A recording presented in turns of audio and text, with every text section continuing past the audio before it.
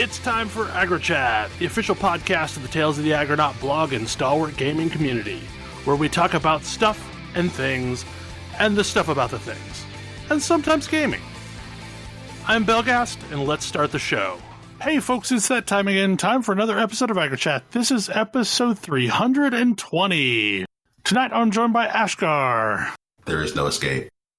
Kodra. Hello. And Thalen. Hello. We're down a bunch of names. People are taking trips and things. Yeah, it's been a really long time since we've had a show with this few people. But stuff happens. Like today is Ammo's birthday, so by the time the show comes out, it won't be Ammo's birthday anymore. But still maybe wish her a belated happy birthday because she's amazing. Yeah, happy birthday, Ammo. Happy birthday. So I don't know how long of a topic this is going to be, but in the continued saga of me giving updates on things going on in Genshin Impact, last week I talked about the Resin wall. Yeah. Well, today, not today, but this week, they've said they've heard our complaints. Have they heard your complaint, Bell?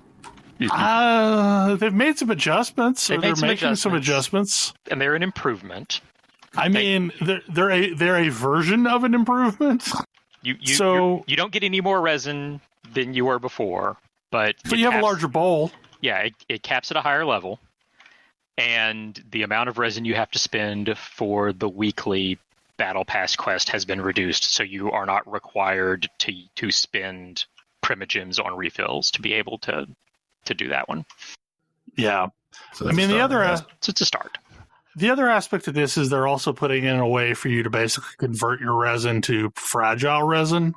I do like that. So, to some extent that would be nice because then you could say, okay, I'm going to play 1 day a week, but I'm going to pop in, every so often and dump my resin to fragile resin so that I can grind a bunch of stuff at one time. Yeah. Well, it means you could save up resin on days that you don't need domain drops from, and have that much more to spend on the days when you do need something, like the 50 bazillion ballads books that I need, because I've got 3 characters that use them now. Thankfully, I have my new team of 4, and that's another mess. I have switched out 2 of the characters. And I'm trying to catch 2 other characters up, and that's a mess. Because I hit a lucky streak of openings, and I decided I decided to get to swap out Barbara for Chi-Chi, and then that allowed me to swap out Kaya, and I ended up putting Singcho, which is one of the rate up 4 stars this time. In as my water, because my entire team is about making Razor better, because Razor is a very selfish champion and doesn't really add anything to the rest of the party. So I don't know, I feel like if you're using a selfish champion like that, you kind of have to build around that selfish champion. Yeah. So I'm running Razor and Singcho and Chi-Chi and Shanling, because Shanling is still great. But yeah, so it's some tweaks. I mean, it's not what people wanted. People wanted nothing short of removing the resin system, but yeah, that's not happening. It's better than it was. Also, there's an event going on right now that's just raining primogems on people, so that's a thing. Yeah, because there's that too. Is they'll probably continue to do stuff like that where various events that reward primogems. That's pretty normal in this type of game. Well, and there's a bunch of shadow drops of events just happening real soon. There's some kind of a vendor quest where you have to go find a vendor out in the world and it will give you some kind of reward. There's they're adding more story content in, so Mona is getting a story sequence. So there's a bunch of stuff happening. I think with time there will be more things to do and less focus on needing to grind the domain dungeons quite so much. Yeah. And I think kind of the very strict resin allocation right now is a way of trying to keep people from just like grinding it nonstop and finishing the game. Well, that's generally what that system is for. It's a way of making people pay through the nose if they want to do that. Yeah. And some people will do that, and that way the studio gets a lot of money. So I'm sure the studio is getting a lot of money. They released another champion, and all the YouTubers have spent copious amounts of money trying to 6 constellation that character. I mean, it doesn't seem like a worthwhile thing to do. Not when it seems to be costing like $2,000 to $5,000 to get. Yeah, I mean, constellation unlocks are really powerful. Don't get me wrong; like they can be game changing, but yeah, like thousands of dollars to get a single one of a 5-star character. Why would you do that to yourself? Ugh. I'm really interested because, like, I noticed that the champions that are available through Paimon's bargains reset in like 7 days or something like that. Yeah, I'm having to decide whether I want to grab Razor before they go away or wait and see who's in the next set. I feel like Razor is well worth it, but like, do you already have a Claymore Basher type character that you really like using? I have Diluc. Okay, I'm very. You happy don't with need Diluc. Razor. You don't need Razor. You have Diluc. I have Diluc and I have Fischl for electricity. So yeah, you do not need Razor. Maybe yeah. someday Razor will come along. Razor's real powerful. Like Razor on his own could have arguably been a 5-star champion. Like Razor's real good, but Diluc is also real good. Diluc is the champion that everyone's chasing for. Yeah, I mean he's generally considered S tier. So I mean, and he's pretty absurd. Yeah, and especially if you've got a Bennett, because like there's a lot of synergy between those two champions to where everything Bennett does buffs the hell out of Diluc. Yeah, recently I've been running Diluc, Charlene, the cook girl Charlene. that you get. Yeah, been running the 2 of them for the attack boost, and then Fischl and Barbara, and it works pretty well. If you ever get a Bennett, I would swap Jean Lane for Bennett because of just the way that his attacks work and the way that his buffs work. Because like that's apparently like that's the build that's allowing people to like hit 150,000 in a single hit with Diluc. Because there's something about the way that it all stacks that it becomes multiplicative. Oh, yeah, but anyway, like I mean, it's not like the resin changes aren't what I would have wanted, but like at least it's something, and at least they're trying to tweak it. So we shall see. I should hit AR40 this next week at some point. I've been kind of stockpiling resources to get like Razor as leveled as I can immediately, since he kind of carries the rest of my party. yeah. My primary focus right now is trying to get 2 parties, enough people up to the point where I can make my way the rest of the way through the spiral. I'm up to floor 6. You're further than I am. I made it to floor 6. So like I am technically would be on 6-1 if I started another one. I just kind of stopped after finishing 5. But yeah, there's a lot of primogens to get there for clearing all those the first time, and then whatever's available in the final part that resets. Because those first 8 floors never reset. Like once you've done them and gotten all the stars from them, there's no need to go back and do them again. Still really fun game. Yep. Even though like I feel like I'm kind of throttled by it, but that's fine. Because another thing that's kicked in this week is I am once again desperately seeking the Headless Horseman mount.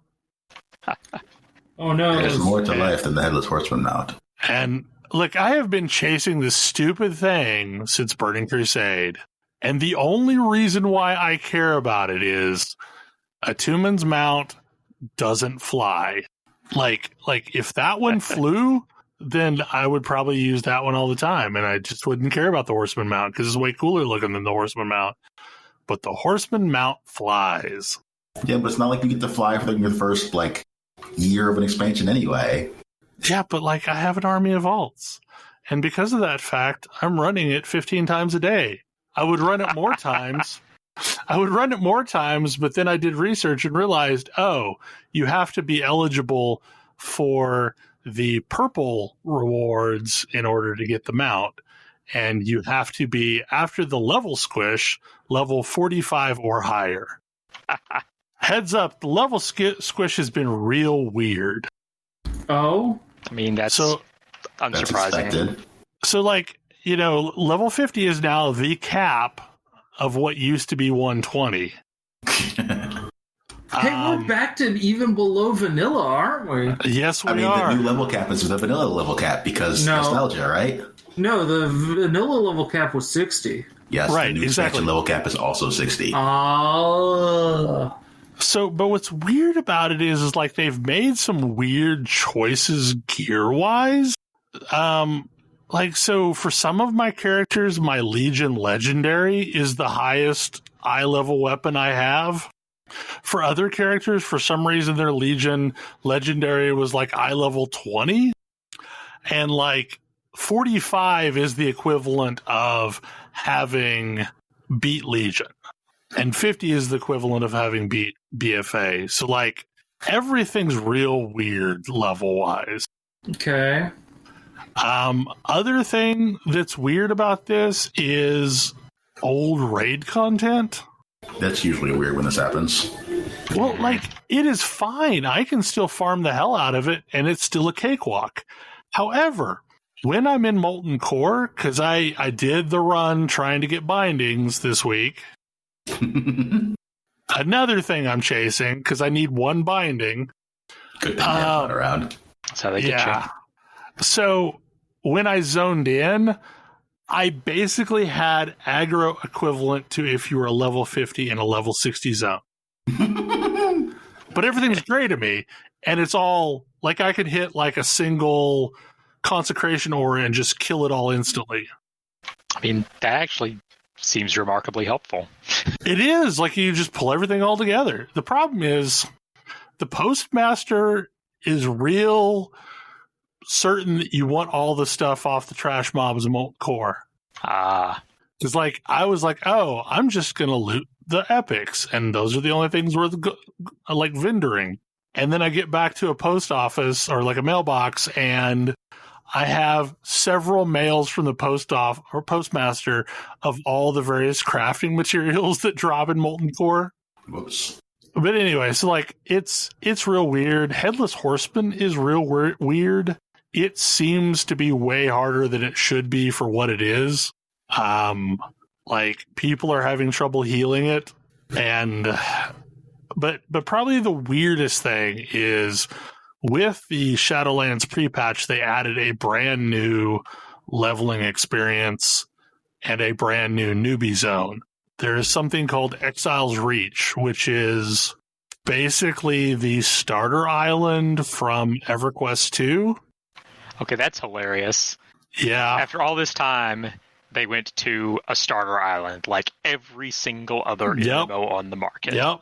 Yeah, so you are either a member of the Alliance or a member of the Horde sent to this island to find a lost expeditionary force, and some stuff happens and you wash up on the shore magically of the same island you're looking for. And you go through a sequence of story, and it's real quick. What is this, New World? Yeah, it's kind of like that. And it basically gets you 1 through 10 in rapid order. So, I think people doing alts will like it a lot, but there's a whole lot of this that makes no sense. Who gets to do Exile's Reach is real weird, because it appears to be only if you choose to do a new classic race and a new classic class. So, like, right, only because all the new races have their own shit. Special newbie zones. Yep. Yeah, and none of the Does it include like Draenei and Blood Elves? I don't know. I haven't tried to start one. I should do that. But like, I tried to start an allied race because, like, realistically, like, now that you have those unlocked, you might as well start one of those. But no, you go back through the initiation into the Horde or Alliance quest, which is their newbie experience. So it's real jarring who gets to choose Exile's Reach versus who doesn't get to choose. Also, it's real jarring when you leave Exile's Reach because, like, the thing that you just flow into naturally is the start of Battle for Azeroth as a level 10 character. Because I guess they really want people to play that content. But that content was bad. I didn't play that content. Yeah. I mean, Chromie is an option if you know what you're doing. Chromie is now set up in an area in Orgrimmar and an area of Stormwind, and you can go talk to Chromie, and Chromie will basically let you start any one of the expansion's content. And it's just like, whoops, we're doing time travel now. We're doing time travel. Sure. However, I have heard... why not? I've heard from people who did the Chromie option that once you hit 50, you just get teleported back to Stormwind or Orgrimmar. Like, no matter where you are in the quest content, you just get teleported back to Stormwind and Orgrimmar. Like, well, you're max level now. You don't want to do that anymore, right? Can you then say, no, I do want to do that and go back in? I mean, you can go back, but you have to basically manually go back to that expansion content. So, like, it's not like it's a phased version or anything. So, like, if you were in Outland, you just have to go back to Outland. Which Outland? Yeah. Well, yeah, that is a thing. You can go to either of the Outlands. I'm waiting for the inevitable, like, level a character, like, go to WoW Classic to level to 50 and then transfer across? Yeah. That would be way harder. Yeah. What's weird about this, though? Designed to funnel you into the new thing, and the classic experience is not. But what's so weird about this is, like, this seems 100% designed for someone who has never played WoW. Like, the quests that you go through in this basically tutorial island teach you the basics of how to play WoW. And you get thrown into a dungeon at the end of Tutorial Island where everyone is a DPS and you're grouped with a healer and a tank that are NPCs. Yay, trusts. So, yeah, like, it's basically the trust system. And that makes me wonder, like, are they going to do the trust system? But here's the thing that, like, I don't understand. Are there people who've never played WoW and are interested in playing WoW? Yes. Sure. Oh, yeah. Really? Like PC players? There are people much younger than us now. I mean, true, but like who are now teenagers and adults. I understand that, but like I don't know what that demographic looks like, really, because I feel like WoW's heyday has come and gone.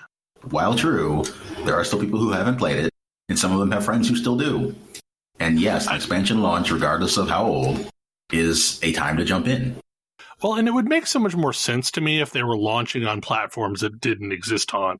Yeah, it doesn't seem like it's ever going to happen. Well, because like the expansion has full controller support out of the box now. Wait, what? What? Yeah, wow. Shadowlands has full controller support out of the box. How does... Then it is planned to launch on those things. They just haven't said it yet. Yeah, I mean, like, that's what I'm thinking. Like, okay, I mean, I would be down with playing WoW from bed on the Switch. Okay, but... Depending I can play with the same characters. But how, though? Like... has hotbar combat changed a lot in WoW since I was last playing it? I don't know. I have not played it with a controller. But from what I've heard, controller is in the game, and I don't know if it's got a Final Fantasy XIV style ring menu to allow you to switch, but like, no, in fact, this expansion is bringing back a bunch of abilities that didn't exist in the last couple expansions. I guess that's true. Final Fantasy XIV has always had controller support, and I cannot imagine trying to play it with controller for the characters I play, but it It's not supposedly works actually really well. that bad. yeah. Like I You simply basically cannot have wrap my access to- mind around how that would work. But So honestly, you have access to more buttons more easily than you do on a normal keyboard. You have very easy access to roughly 12 abilities and, sorry, not 12. I'm doing my math wrong. 8 times 3, 24 abilities. And it's not very hard to get to another 8 more. Yeah, and I think it doesn't 14 basically use the bumpers as function keys to switch to other bars? He uses the bumpers as mode change. Yeah, that's what I thought. yeah, honestly, the big question is: has Blizzard actually made WoW playable without mods, without add-ons? Because there's the big problem. I can't play it without mods. They've The only mods I really, really needed last time I played were UI mods. Yeah, that's my thing. Their stock UI is terrible. I could play with just Elv. If I've got Elv UI installed, I could play this game. And in fact, I did for a really long time until recently I added a few more add-ons in. But they have done some stuff to improve visualization. There's now an elevation indicator as to where the thing you're looking for is at. So you can see basically a widget off in the distance at the height of the thing you're looking for. So that helps some.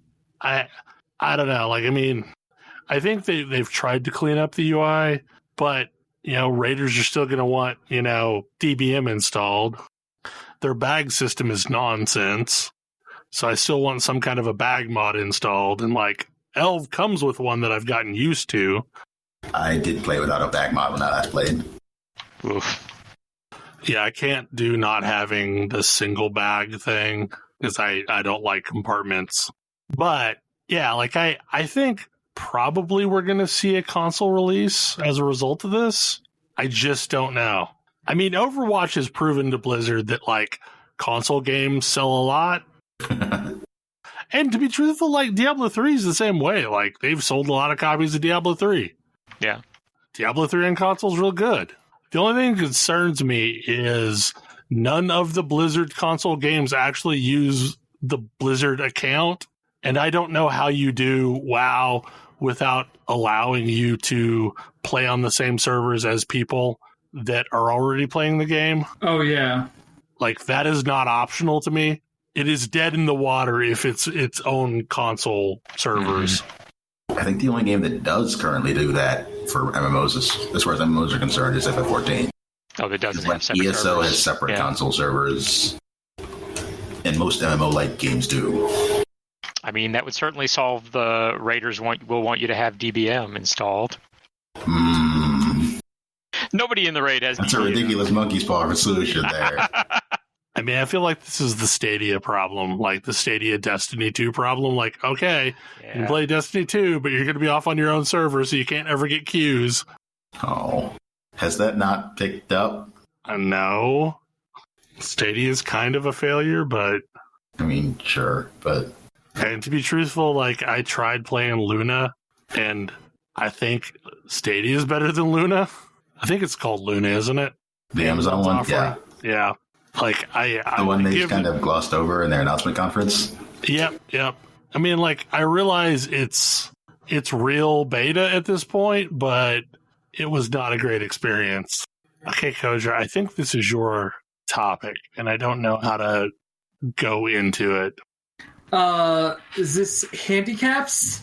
Yes. So one of the things that I'm always looking for is ways to make games asymmetrically difficult. Games that have good ways to allow people of unequal skill to play together where the game does not feel making a game feel good. I think I'm trying to remember what I was playing when I was put this on here originally.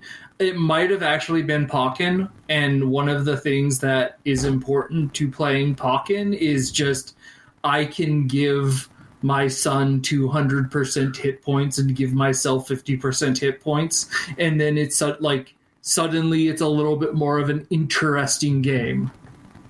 Because he doesn't need to land a whole bunch of hits for it to be successful. I still think Pokken has a problem where too much of the game is about controlling your opponent's movements, and that means that if you're really doing lockdown effects, it's not fun for the opponent. But like the idea of how do you do handicaps in a way that makes a game fair and fun for both sides when both sides are not necessarily coming to it at the same skill level. One of like my favorite system of this is Galaxy Trucker, which has the concept of rough roads, where basically you have some options to just say, yeah, I'm gonna take this many interesting things that make the game more challenging for myself. And this is just something that makes the game more fun for me. It sort of squares things up. It doesn't diminish from the fun of the other people playing. And I'm always kind of looking for places where those exist. And I don't know. I was wondering what other folks thought. Like, what do you look for in handicapping systems? Well, like, I remember this being a thing. You know, you said in Pokken, but like in the Super Nintendo era of fighting games, almost all of them had some kind of a configuration in the back end where you could tweak like what the requirements were for each player. Like I think it was one of the Mortal Kombat games that you could go into where you could say like player 1 can't do any specials. And, like you're just limited to only, you know, low, medium, high attacks. Okay, or I guess in that case, low and high. That doesn't actually sound fun, though.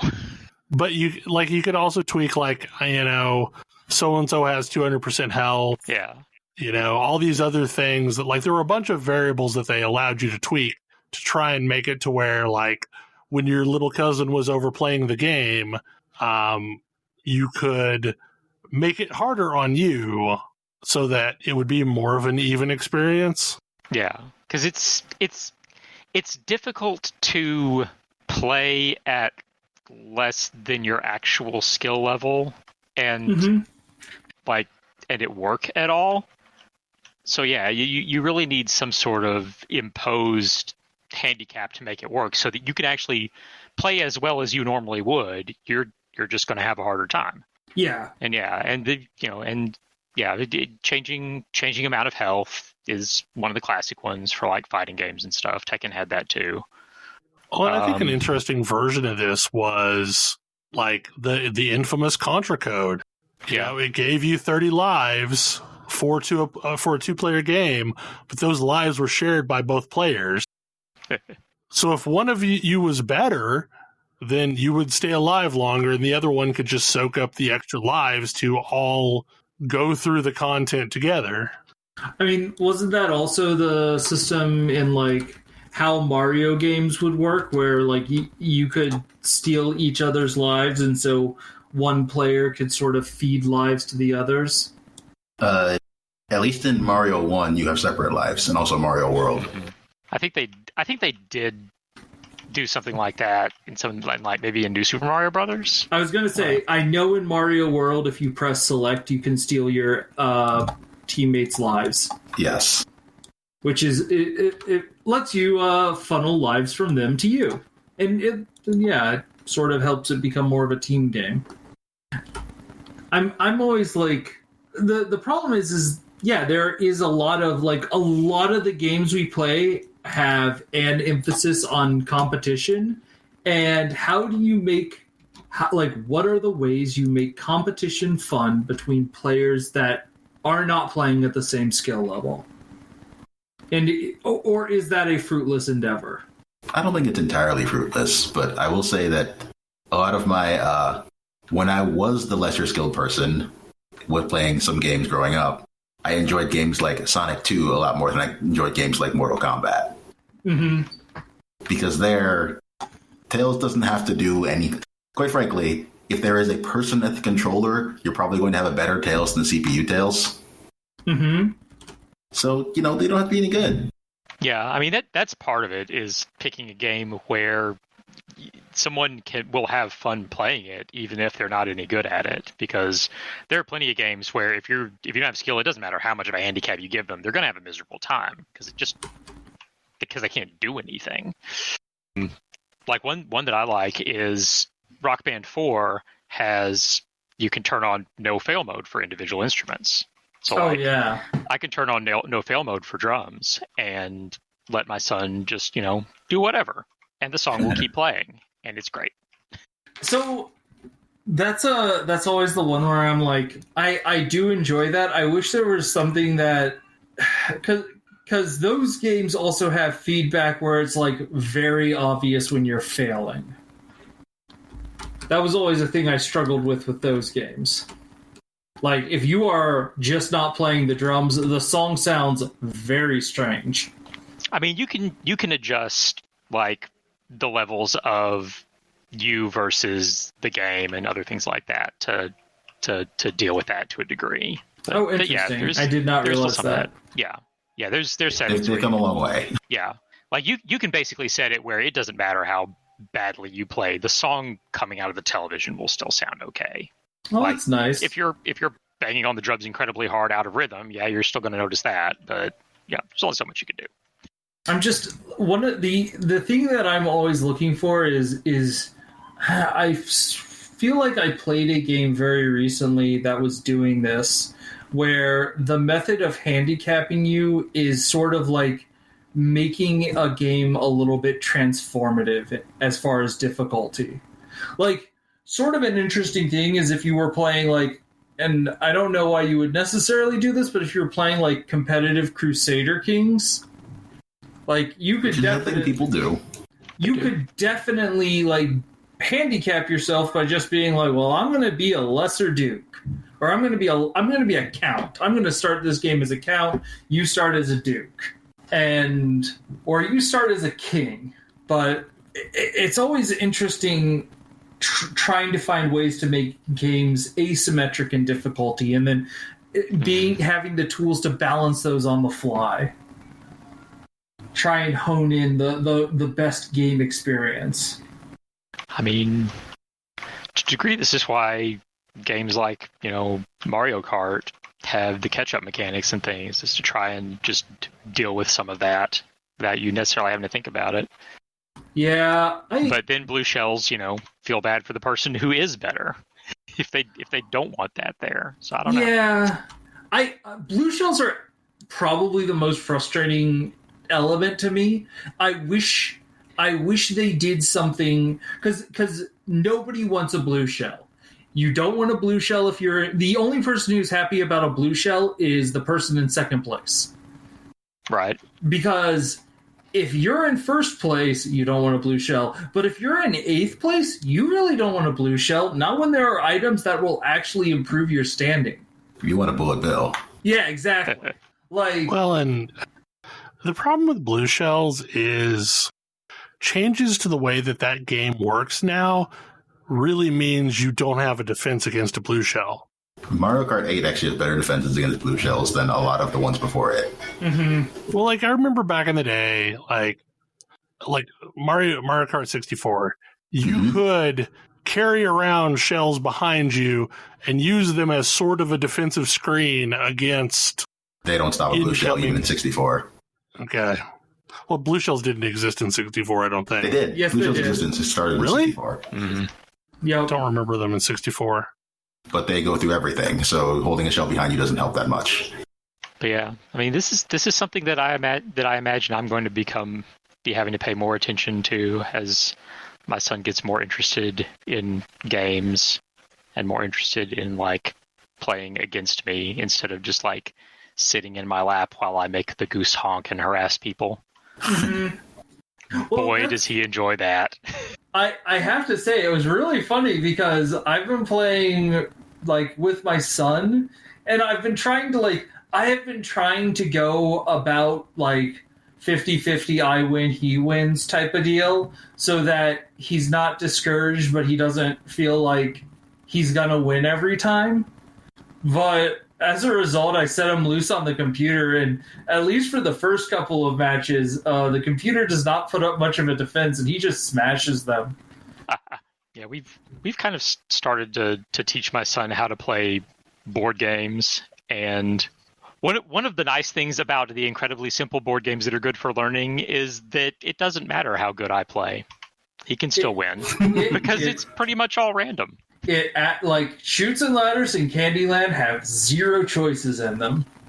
It is all about teaching people. It's all about teaching your children the structure of games, taking turns, following rules, which is very good at doing those things. Yes. And taking turns is a hard concept. It really is. I remember having to teach my niece to take turns playing games, and it took some work. And yeah, now we're at that point with my son. He's doing okay. He's more likely to just get bored and go off and do something else than to like start complaining about wanting to take another turn or something. We've actually successfully played some games through to completion. I was amazed. We've played a number of Candyland games to completion, but they're also, they're games that are pretty easy to complete. Mm-hmm. Chutes and Ladders is miserable, though. That game never ends. It just, feels designed to trip you up at the end and send you back to the beginning. Mm-hmm. As a kid, I think I played more Candyland than anything else. I never really played Candyland as a kid. I remember playing a whole lot of Hi-Ho Cherry-O. Yeah, that game. There are a lot of kids' games that are designed not to have turns, and those are actually a little bit more kid-friendly because, honestly, taking turns, following rules, really, really difficult for kids. Yeah. Like, once you get into more unstructured, like, the game he actually enjoys the most and is most successful at is La Boca, because it's just like, here is a picture of a structure you need to build. Go build this structure with blocks. This is the same structure that adults have problems building, right? Oh, absolutely. No, this is not a game. Well, so adults have, in order to play the game properly and to get any points, you're trying to build the structure in anywhere from 15 to 2 minutes, and that's a pretty aggressive time frame for him. Sure. I should look into this one then. He does love blocks. I have some bad news. Aw, shame. So there was an Italian reprint, but it has been very out of print in America, and my, yes. $150. That's okay. Yeah, so I actually went up to the owners of Z-Man and was like, so any chance of getting La Boca? And they're like, there are legal issues with this, my friend. Not even a little. But yeah, you can get the Italian copy, which just recently got reprinted. Maybe somebody else in America will get distribution rights. It's a really fun game. It's very clever. It's all based on, you see one half of a card that shows you the 2D the 2D faces that you will see if you look at the structure you build, and you then have to build it with a partner as quickly as possible. I don't know. I remember back in the day trying to teach my cousin how to play Magic the Gathering, and he was a little bit younger than me. And if we played real decks, like, I would end up stomping him. So I ended up tweaking the decks to where he had a 40-card deck that was fairly optimized, and I had a 100-card deck that was fairly unoptimized. Mm-hmm. And it was enough of a difference to basically, like, everything took me longer to do. But I feel like with physical games, it is real easy to tweak the settings because house rules. But, like, with computer games, it has to be programmed in. Yeah, and I think you're always looking for... I think you're looking for things that because there's a whole bunch of stuff here. Like you don't want necessarily it to feel like it still has to feel good. I always come back to like the problem with fighting games is if I don't hold back, like games just have lockdown. Like you can start executing combos and then the other person doesn't get a chance to like try. But I don't know. It's an interesting challenge to solve. So this topic we've had on for a while, basically a follow-up to the Ring Fit topic. Yeah, Ring Fit has successfully gotten me to be able to do Ring Fit. I'm actually kind of surprised at how effective it's been. Like, the first day I did Ring Fit, I did it for about 11 minutes on difficulty setting like 11, I want to say, and I almost passed out from exhaustion at the end of it. Like, I was having dizzy fainting spells. And now I'm able to go for like, you know, anywhere from 25 to 30 minutes on level 30. And like, it's not that I don't break a sweat, but I used to like sweat profusely, ridiculously so. But I'm just sort of like, I'm used to these motions now. My body has gotten used to it. It's been startling how quickly it's happened. I've never had like an exercise. I've never had an exercise regimen I've kept up for this long, honestly. But I've also never had an exercise regimen get me to this point where I'm like able to do it. How are you doing in it, Thalen?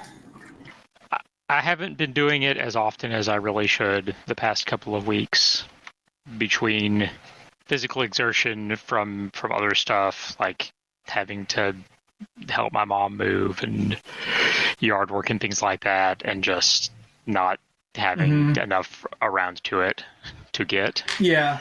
And I need to get back focused on it. I'm like, I finished World 5. And yeah. So you have encountered the 4 masters. I've met the 4 masters, and now they're missing. And I guess I have to go rescue them. Yeah, I am now on world 13, and I am dealing with what feels like I am now in a series of lots and lots of boss battles. One of the things that I did not appreciate is, and I really kind of want to like do some retrospectives on this at some point, but how long they make you hold certain moves as you go up in either ranks of skills or difficulty level on the game settings gets longer and longer and longer. Yep. And oh boy, does it hurt now. It gets rough. I still hate planks. I hate planks. I have level 2 planks. I don't know what the game wants me to do with planks, but it does not register me in a plank position. This is also why I don't do mountain climbers. I do not know what the game wants from me. I do also have a hard time on those that want you to lie, like, get down on the floor, face down, like, positioning myself the way the game wants. That doesn't help. I have been doing lots and lots of front presses because eventually you open up front press level 2, which is a very powerful area of attack. Like, hits 3 enemies, does 320 damage. So I've been doing lots of those, and they start to hurt. Like, that's the thing is, when I was first starting, like, the arms workouts and the legs workouts where you're, like, pressing in on the ring, they never bothered me. Now they bother me because yeah, they increase how much time you need to press in. They also increase the strength you need to press in with for it to register you as, like, getting the greats. Yeah. Yeah, I've noticed they've been getting meaner about that. Also, the best single target attack is tree pose. And I am not good at tree poses, but this game is determined to get me good at tree poses. That's the one where you're putting your leg like sideways. You're standing on one leg and then bending to the side. Mm-hmm. I don't have that type of balance, but I'm getting there. Yeah, you wouldn't think yoga poses would be that exhausting, but they are. I mean, you would think that if you had been doing yoga. I was gonna say they already know that. I have been trained. But for those of us who are relatively new to it, it's I had to do this, they made us do this one summer as part of training for hockey. And I learned then. Yes, people like to mock yoga, and no, it's rough. But it doesn't help on those having like my son like wander up and like start just going along, and like he's super flexible and tiny, so he can do all of these things. Yep. Like, yeah, just wait till you're older. Oh, my son is so excited about all of Ring Fit. He loves doing it. That's the game he gets to play on his own because we can just strap the leg strap to him and put him on one of the jogging courses. Seems like a good way to try and wear him down. Yeah, it's one way. So I think the last topic is there seem to be a bunch of D&D 5th edition games coming out in early access. There are 2.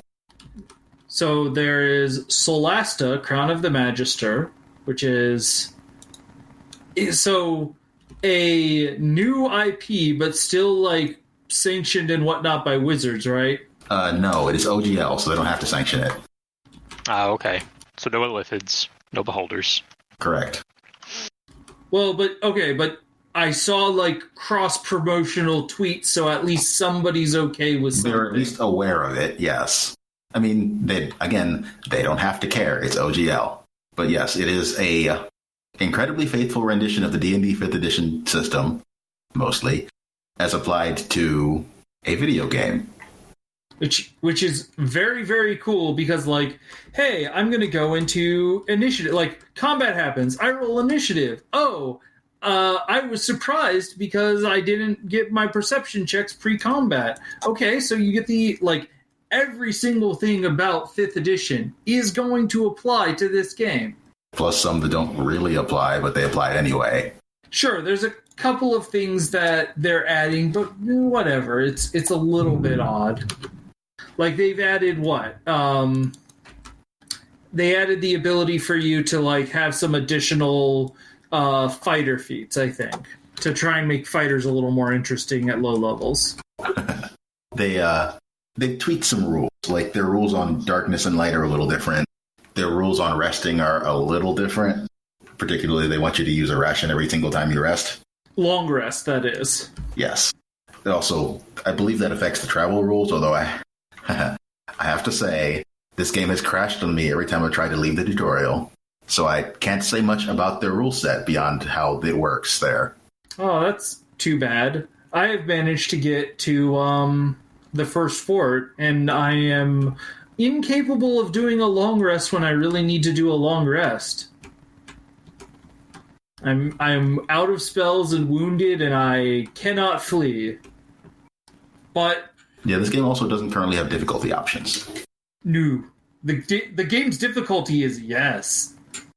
I mean, that's not entirely fair. The game, like, but the thing, this game, one of the things I find really fascinating about this game is you are not building one main character that you then form a party around. You're building a party.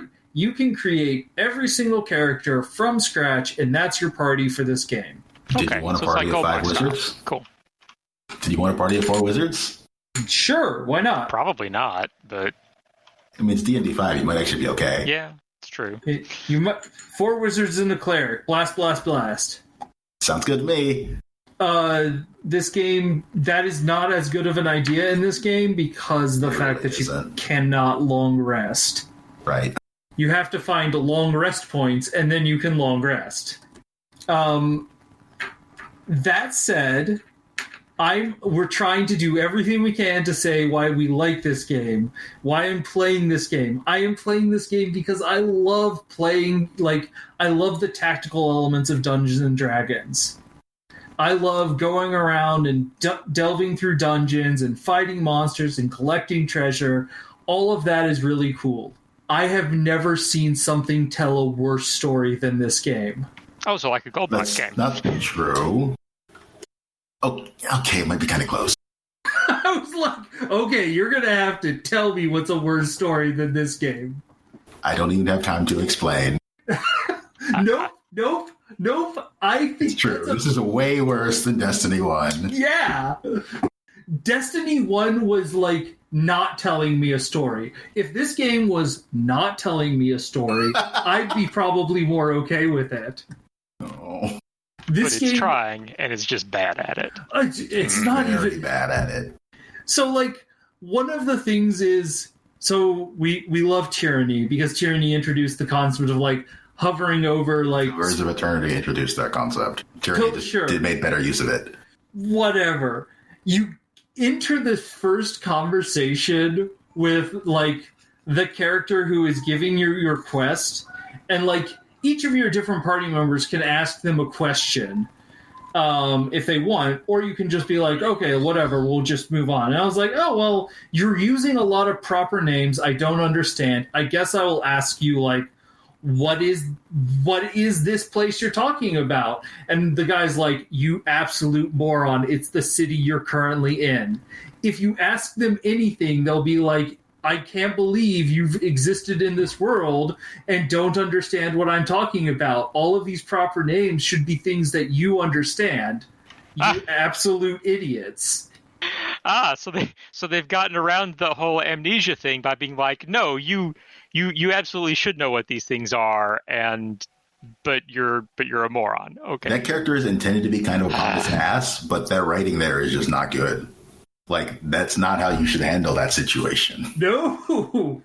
That's the first NPC you talk to. Yeah. And the pièce de résistance, you are going to be deputized into this council. Like, one of the things you can ask about early on and you kind of discover is that the city you are in is ruled by a princess. Okay, cool. You're going to get deputized, and there's a cutscene where your four characters are talking to each other. And for me, like, my four characters are talking to each other, the camera is facing them, one points, like, directly past camera and is like, oh, hey, is that the princess? And then immediately the next character is like, oh, hey, why is she walking away from us? And then the captain, who is an absolute jerk to you this whole time, comes and is like, oh, did you morons think that you were going to be sworn in by the princess? Ha! You don't rate her attention, and you never see the princess. They do not, like, oh, we're talking about the princess. This would be a good time to, like, do an establishing shot of her so that you know who this character, who presumably is going to be important to this game. No, nothing. It's like, it is the worst cinematography I have ever experienced in a game. It just like made me blindingly angry. I mean, I'm sure they think they're being like clever and snarky or something, but that mostly just sounds miserable and annoying. It's not That's great. A good description. Yeah. But yeah, I suspect the reason they don't show the princess is because they didn't have fancy clothes for the princess. Probably.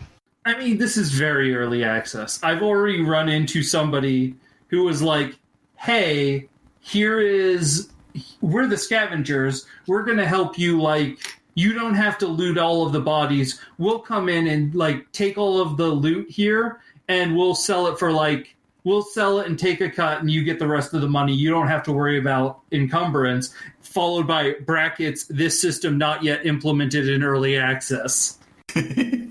See, that seems like what they should have done with that cutscene is, like, just have it go to, like, a stand-in character or something. A T-pose model? Yeah. I mean, so the other 5th edition game that is in early access currently is Baldur's Gate 3. This one is associated with Blizzard, it's officially licensed. I mean, it has mind flayers in it very, very prominently. Right. And Gith, apparently? Yes, also Gith is playable. Yeah. But it also it does have some placeholder cutscenes where in the middle of it, it goes, the rest of this cutscene is work in progress. Here's the fight now. As I mentioned to several people here, I'm not playing Baldur's Gate 3 because I care about the story of Baldur's Gate 3. So I'm playing. I'm gonna wait till that game properly comes out. I was not that concerned about Solasta. It's just worse than Evening. Yeah, it's definitely interesting comparing the games, though. Solasta decided to stick with the grid-based combat. It's incredibly faithful interpretation of the D&D 5 rules, and thanks to being OGL and not having official license, their list of classes is pretty short. Yeah, it would be. Oh, is that not stuff that's going? That's just the stuff they have? That's what they have, yes. Oh. Like, not all of the classes in the player's handbook are in the OGL. I did not realize so that. We're probably not going to see a sorcerer or a barbarian or a druid, sadly. This is incredibly awkward because none of the charisma classes are in. Nope. Although, while Baldur's Gate 3 also has this problem, we at least know those are coming. So, Baldur's Gate 3 not grid-based then? It is not grid-based, but it is still turn-based. Okay. It does an odd initiative thing where if characters have initiatives back-to-back, they can act in any order. It's a Larian game, isn't it? Yep. So it's Larian system? I mean, it's 5th edition. Yeah, but using Larian's movement. Correct. Okay. That's fine. I'm less upset about that. Like, you have 30 feet of movement or whatever, and that's what it's how far you can move in turn without using the dash action. That game also has no difficulty settings at the moment, and the difficulty is yes. I mean, that's also kind of... Well, no. Divinity has difficulty settings, doesn't it? Divinity has difficulty settings. It's like if Divinity only had its classic setting. Because the Original Sin 2 has a difficulty setting that is yes, but there's 2 levels below classic, and 1 above it, but I don't know why anyone would ever use that one. I have to say that the timing of these games seems kind of unfortunate for Solasta. Oh, because yes. Divinity even in early access, is a fairly polished experience, placeholder content aside. They had some weird bugs that they've already worked on patching. Things like ragdolls behaving extremely oddly. And like it's difficult to have these games come out at similar times and not compare them, and Divinity is better in almost every way, except if you value precise adherence to the D&D 5 rules. I will say departures from the D&D 5 rules allow Divinity to do things, not Divinity, Baldur's Gate 3 to do things like make Rangers better. Oh, that's probably fair. I mean, they could have just used some of Volo's or whatever the... The variant Ranger is, for some unknown reason, still not published in any official books. Really? Really. That's too bad. Because, yeah, isn't that the way you make it work? That is Ranger, but better? Yes. Here they replaced Natural Explorer and Favorite Enemy with class abilities that actually do something. That's what they did for improving Rangers from the start. Also, Beastmaster Rangers don't have their beast take their own turn. Significantly improving that option as well. Wait, Beastmaster Rangers don't have the beast take their own turn? That's correct. It gets its own independent turn. Okay, yeah, that's what I thought would happen. Yeah, that makes sense. But the core 5th edition system doesn't let you do that. No, because action economy was a huge concern. Boy, I really like how... I really like how PF2 made all actions fungible. Like, it also doesn't let your beast take a turn, but it does, let you use them as, it's just action economy. Or it's more attacks that are not your attacks, which is how it's valuable. Yes.